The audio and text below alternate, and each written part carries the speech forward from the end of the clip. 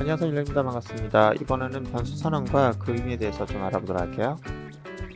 자, 이 두 가지는 저희가 저번 시간에 끝냈고 이번에는 변수 선언 방법을 끝내도록 하겠습니다. 변수 선언이라는 것을 전에 한번 설명한 적이 있는데요. 그때는 간단하게만 선언의 의미를 봤고요.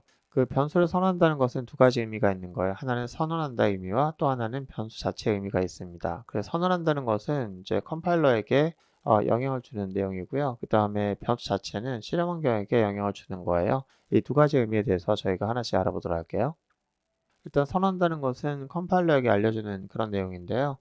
얘가 알고 있는 내용을 넘어서는 새로운 기호가 등장하면은 걔가 어떤 내용을 갖고 있는지는 말해줘야 돼요. 이 녀석이 변수인지 함수인지 클래스인지는 분명히 말을 해줘야 됩니다. 그게 선언이고요. 그래서 여러분들이 만약에 이런 것들을 기호를 막 사용할 때 그냥 사용하면 안 돼요. 이제 번역기가 번역하다가 얘 뭐야 라고 물어보게 되거든요. 그러니까 거기에 따라서 쓰임이 달라지니까 이거 쓰임이 올바른 건지를 이제 체크하기 위해서 반드시 얘가 어떤 녀석인지 변수인지 함수인지 반드시 말해줘야 됩니다. 그래서 저희가 변수라고 하는 걸 선언하는 작업을 했었는데요. 원래 변수는 선언할 때 이것을 사용하기 전에 이렇게 미리 선언하고 써야 돼요. 그런데 이제 변수 선언 방법이 좀 다양하게 이루어질 수가 있는데 뭐 이렇게 변선할 수도 있고 때로는 편리성을 위해서 이렇게 선언도 가능합니다. 그래서 깔끔하게 이렇게 정리할 수 있긴 한데 이거는 이제 요즘 들어서 요즘의 언어들이 이렇게 선언할 수 있게 해주지만 근데 이런 건 요즘 들어서 선언하는 방식이 이렇게 달라진 거고 그러니까 처음에 프로그래밍 언어들이 등장할 때 특히 C 언어 같은 경우에는 이렇게 선언하는 것은 이제 불가능하죠. 그때는 다 이렇게 선언하는 것이 기본이었어요.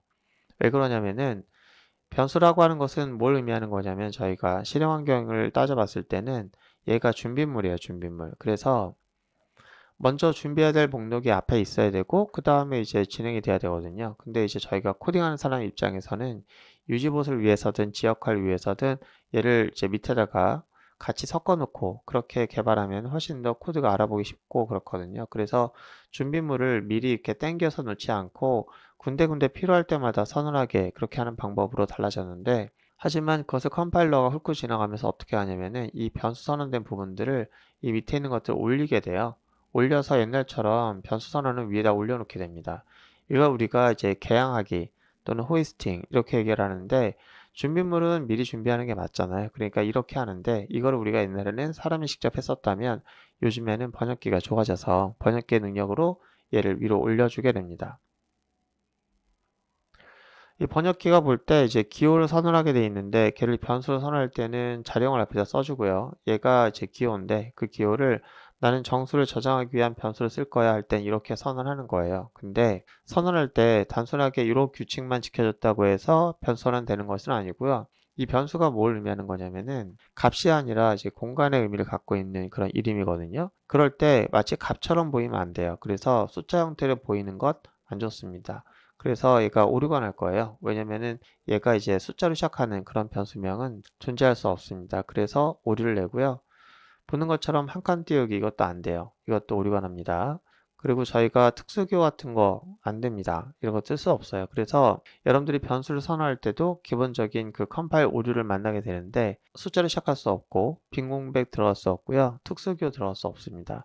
이거 좀 주의해서 변선하시면 될 것 같고 그래서 변수를 선언해서 쓰게 되면은 아까도 얘기했지만 실행 환경은 그 코드를 만날 때 이런 모양을 만나지 않아요. 이런 모양은 이제 번역하면서 이렇게 바뀝니다. 준비물이기 때문에 준비물은 위에 올려주게 되겠죠. 실행 환경으로서의 의미는 얘는 좀 달라요. 실행할 때는 이 변수라는 의미가 어떻게 다가서냐면은 공간의 의미를 갖습니다. 그러니까 뭐냐면 여러분들이 요리라고 하는 걸 할 때 이제 요리를 하면서 뭐 냄비가 필요하고 뭐 수저가 필요하고 뭐가 필요하고 이런 것들이 필요하잖아요. 그럼 후라이팬하고 냄비하고 뭐 그릇하고 주걱 이런 것들은 준비물인데 준비물 미리 준비하겠죠. 그리고 나서 요리하다가 뭐 갑자기 후라이팬에다 넣거나 또는 이제 어떤 그릇에다가 담아 놓거나 그럴 수가 있잖아요. 그런 준비물이에요. 그래서 여기서는 실행 환경은 이런 변수를 만나면은 공간을 미리 준비합니다. 그리고 필요에 따라서는 이거를 바꿀 수도 있긴 하죠. 이렇게.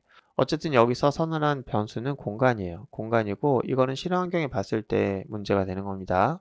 그래서 공간을 마련할 때 그 녀석의 자령에 따라서 공간의 크기를 마련하게 되고요. 거기에 적당하게 값을 이제 연산하게 될 텐데 연산하게 되면서 필요한 내용들이 연산되면은 공간에도 담을 수가 있어요. 뭐 대입연산이 일반적으로 공간의 값을 담는 작업이 되겠죠. 그럼 이렇게 값이 그 공간에 들어가게 됩니다. 만약에 이 값이 공간에 들어갈 수가 없으면은 오류가 날 텐데, 이 바이트라는 녀석이 8비트잖아요. 8비트가 얘를 담을 수 있나? 그러면 이제 8비트가 담을 수 있는 최소 최대는 어떻게 되지? 그런 생각을 해볼 텐데, 그런 것들은 다음 시간에 알아보도록 하겠습니다. 어쨌든 저희는 이렇게 공간이 마련된다. 이게 변수다. 변수로서의 의미를 이렇게 공간으로서 의미를 갖고 있고요. 적당한 크기의 공간을 마련하기 위해서 이렇게 자령을 앞에서 써주고, 그 다음에 번역할 때는 이것의 의미가 변수인지 뭔지, 쓰임이 올바르게 사용되고 있는지 그 구분 규칙을 체크하기 위해서 번역기가 쓰게 됩니다. 자, 오늘 여기까지 하고요. 다음 시간에는 이렇게 공간과 값이 있으니까 이 값이 공간에 들어갈 수 있는 값인지 그걸 체크해보는 공간에 대한 크기에 대해서 알아보도록 할게요. 오늘 고생 많으셨고요. 다음 시간에 뵙도록 하겠습니다.